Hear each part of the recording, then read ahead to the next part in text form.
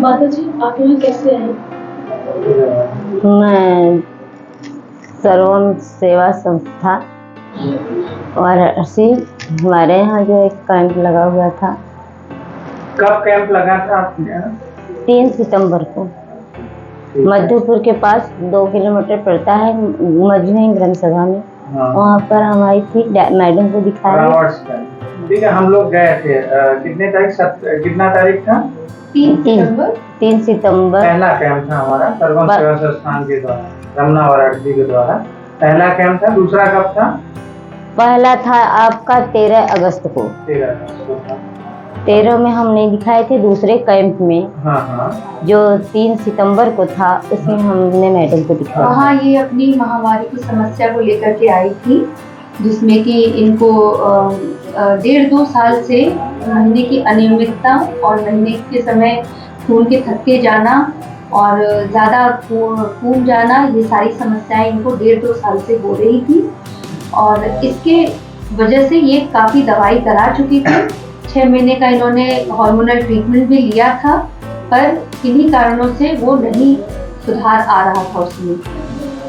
और मैडम से पूछने पर मैडम बोली कि यहाँ पर सुविधा नहीं है, आप हमारे यहाँ हॉस्पिटल पर आ जाइए।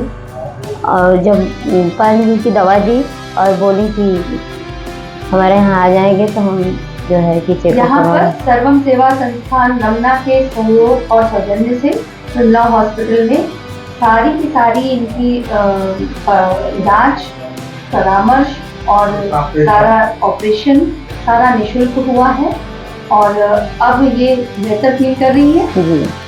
मेरे क्या doctor S K. Gupta MS surgeon general और लैप्रोस्कोपिक सर्जन है, जिन्होंने इनका ऑपरेशन किया, टेस्ट जिसको कहते हैं। और डॉक्टर वीना मैडम की ऑपरेशन बहुत सफल रहा और बाकी ये छुट्टी होके घर जा रहे हैं और ये सर्वम सेवा संस्थान जो है निःशुल्क इनका इलाज किया। और बिरला हॉस्पिटल का सर्वम सेवा संस्थान के द्वारा टाई अप है। जो भी एक तो बिरला हॉस्पिटल भी रीजनेबल काम करता है और बाकी संस्था जो भी हमारा मेडिसिन का और वो ऑपरेशन का है, उसमें गरीब मरीजों का जो नहीं कर पा रहे हैं या जिनके पास पैसा नहीं है, हर संभव प्रयास करती है कि सहयोग कर सके। अभी मैं बताऊं कि एक और भी पेशेंट मनीष करके पेशेंट था, वो BHU में जो है ये 10 दिन पहले की बात है, वेंटिलेटर पे severe trauma injury head injury थी।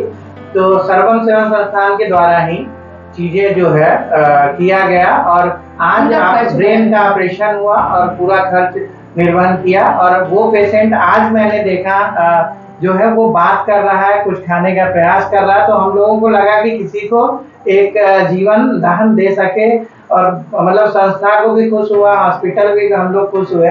और दूसरा क्या था, उपलब्धि है, वरना पैसे के अभाव में वो बेचारा हाथ हो सकता था। सही समय पर सही इलाज मिलना और पैसों की वजह से रुकावट ना आना, ये बहुत बड़ी बात थी और जिसकी वजह से आज वो हम लोग के आंखों के सामने है।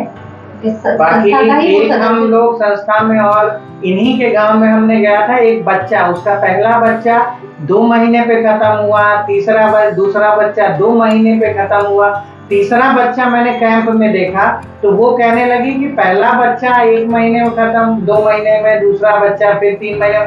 कहती है जब बच्चे पैदा होते हैं तो वो सही रहते हैं, दूसरे तीसरे महीने से वो मतलब डिटेरियोरेट होने शुरू हो जाते हैं, वो उनका हाथ पैर काम। तो उनको मेरी संस्था ने मेरे हॉस्पिटल में, बिरला हॉस्पिटल में बुलाया और बाकी जब हम लोगों ने एनालिसिस किया, अभी सब चीजें किया, तो उसको डायग्नोस आया मसल एट्रोफी बोलते हैं, जिसमें मसल्स में वीकनेस आ जाती है। ये अनुवंशिक बीमारी होती है।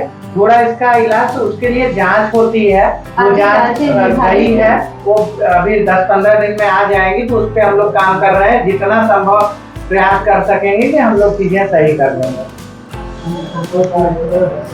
और चीजें हैं, इनको छुट्टी कर रहे हैं, बाकी ठीक है। हम जो है कि हाथ जोड़कर सर्वम सेवा संस्था और डॉक्टर लोगों को धन्यवाद करते हैं, मेरी जान बचाई सर डॉक्टर साहब ने। ठीक है, और हंसी खुशी जाइए।